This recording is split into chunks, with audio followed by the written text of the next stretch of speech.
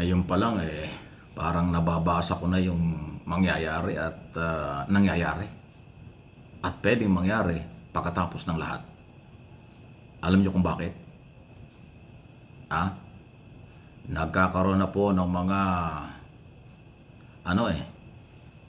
kanya-kanyang iwas, kanya-kanyang paliwanag at kanya-kanya ring palusot tungkol sa graft and corruption pa rin po. Dahil hindi natin titigilan ito.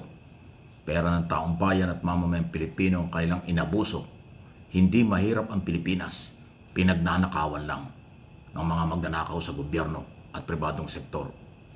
Yan po ang totoo. Hindi ko nilalahat pero yan ang nangyayari. At dahil dyan, kaya nakikita ko at akin pong pinag-aaralan ng lahat, lumalabas dito. Tandaan niyo ang sinabi ko. Mga taga DPWH kasama ang mga district engineer at iba pang opisyal at contractors ang siya lang maiipit dito. Kung tutuusin, pwedeng sabihin nyo, tama lang. Ako gano'n din, tama lang. Sila talaga ay kasama sa dapat maipit at panagutin, ipakulong o kinakailangan. Dapat lang. Kasi napakalaking pera ang nawawala sa taong bayan dahil sa graft and corruption. Ghost project. Ang Ghost Project, Multong Project, binayaran ng kumpleto pero walang proyekto ay isang karumaldumal na gawain na pang-aabuso sa pera ng mamamayang Pilipino. Kaya lang, sabi ko sa inyo, bakit? Yan ang tanong natin, bakit taga DPWH lang at mga kontraktor ang siyang maiipit at siyang iipitin nila? Kasi itong mga politiko, mga nagmamagaling, ginagamit ang koneksyon at kapangyarihan. Nagmamalinis na sila'y walang kinalaman. Ngayon pa lang puro na denial. Ngayon pa lang puro sinasabing wala silang alam dyan. Wala silang alam sa insertion, pagsisingit ng pondo. Wala daw silang alam sa pag-identify. Wala daw silang kontrol sa paghawak ng pondo. Wala daw silang kinalaman kung bakit nagkaroon ng project doon sa kanilang mga kaibigan, kanilang lugar, nasasakupan at kanilang mga probinsyang binigyan ng pondo ng gobyerno. Yan nangyayari ngayon. Pagka budget deliberation, kanya-kanyang insertion, kanya-kanyang singit, kanya-kanyang gimmick para makakuha ng pondo. Dikkitan, sipsipan, balimbingan para makadikit sa kusina, makadikit sa Pangulo, sa Malacanang para makakuha ng proyekto. Yan naman talaga nangyayari noon, nakaraang gobyerno, until now nangyayari. Pagkatapos ngayon pumutok ang kapalpakan dahil nakita ng Pangulo ang nakawan, Ghost Project at iba pa. Aba, sabi ng mga congressman at senador, wala kaming alam dyan. Hindi sa amin yan. Hindi dumadaan sa amin ang project. Hindi dumadaan sa amin ang mga programa. Kami nag-a-approve lang ng budget. Ay yan na sinasabi natin Nung wala pang anomalya o may anomalya, hindi pa pumuputok na mayroong korupsyon, lahat sila umaako. Aba, nagbigay ako ng project doon. Akin yung project na yan. Kaya nagkaroon dito ng project dahil sa akin, sabi ng congressman. Kaya nagkaroon ng project dito, sabi ng gobernador, galing kay senador.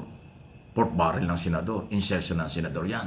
Tulong yan ng senador, tulong yan ng congressman, tulong yan ng mga kaibigan ko sa gobyerno. At tuwan-tuwa naman yung mga politiko dahil nababanggit ang pangalan. Ngayon, na pumutok na mayroong korupsyon, aba, lahat sinasabi, wala kaming kinalaman dyan. Executive Department ang nag-project niyan. DPWS at kontraktor ang nag-uusap dyan, hindi kami. Hugas kamay, kaagad sila. Kaya yan po ang dahilan kung bakit ngayon pa lang sinasabi ko, taga DPWS at kontraktor lang ang maiipit dito. Kasi hindi na sila makakapag-deny. Ang kontraktor ay tumanggap ng pera. Ang DPWS at nagpatupad ng project. Ang mga district engineer, project manager, regional director, provincial director, DPWS head office, sila po ang nag-propose ng project. Sila ang nag-request ng budget para i-release mula sa Department of Budget and Management. Ang mga politiko, local and national, nag-identify dahil sa kanilang mga kapangyarihan at koneksyon. Mahirap daw patunayan yon.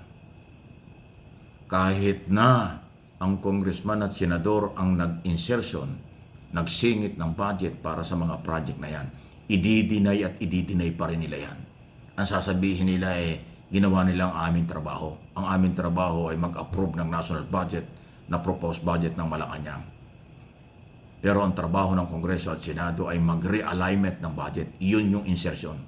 Yung proposed budget ng Malacanang, 6.7 billion o trillion for 2026, hindi yan pwedeng bawasan, hindi pwedeng dagdagan. Taon-taon yan. Kung ano yung original proposed budget, hindi pwedeng bawasan at dagdagan ng Kongreso at ng Senado.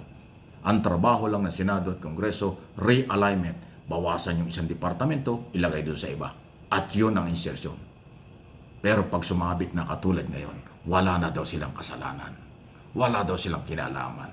Yan ang tsubibo. Yan ang budol. Yan ang paikot na sinasabi natin. Gina-justify ko lang ho sa inyo mga kaibigan. Inaaral natin ang lahat ng topic na ating binabalita sa inyo. Yan ang dahilan kung bakit ko sinabi maiipit at iipitin nila ang DPWH, Executive Department at contractor lang. Mamamayagpag ang mga senador, congressman at local official na nagmamalinis, naghuhugas kamay. Tandaan nyo ang sinasabi ko. Yan ang mangyayari. At dahil dyan, napakalaking pagsubok nito sa Executive Department, especially kay Pangulong Marcos. Yung sabi niya, walang kaibigan. Kahit kaalyado pag sumabit, mananagot. Yan ang ating aabangan. Kaya ba yan ni Pangulong Marcos? Dapat kayanin niya. Kasi kung ang maiipit lang ay taga-Executive Department at contractor, baliwala yan. Maraming pera ang contractor, gagamitin nilang pera, mababaliwala din yung kaso.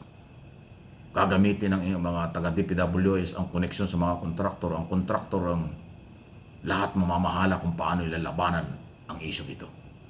Ang mga politikong nasa likod nila, politikong nakinabang din sa kanila, mamamayagpag lang. Yan ang malungkot na katotohanan. Abangan nyo, tagaan nyo sa bato, isulit nyo sa inyong kalendaryo, tandaan nyo ito, sinasabi kong ito. Yan ang nangyayari. Yan ang malaking hamon kay Pangulo. Paano niya babanggain yan? Bandang huli siya pa ang masisisi dyan kapag hindi niya nagawa, parusahan, kasuhan at ikulong ang malalaking politician noon at politician ngayon sa ilalim ng Marcos administration. Nandyan lang sila sa tabi-tabi. Lahat nagpapapugi, nagpapaganda, lahat naghuhugas kamay, inuulit ko. Dahil mayroon pa silang koneksyon, kapangyarihan para gawin ang pag-iwas sa responsibility and accountability. Again, mamamayang Pilipino, huwag kayong susuko, huwag kayong mananahimik. Pera natin ito. Ilaban mo, ilaban natin ang ating karapatan.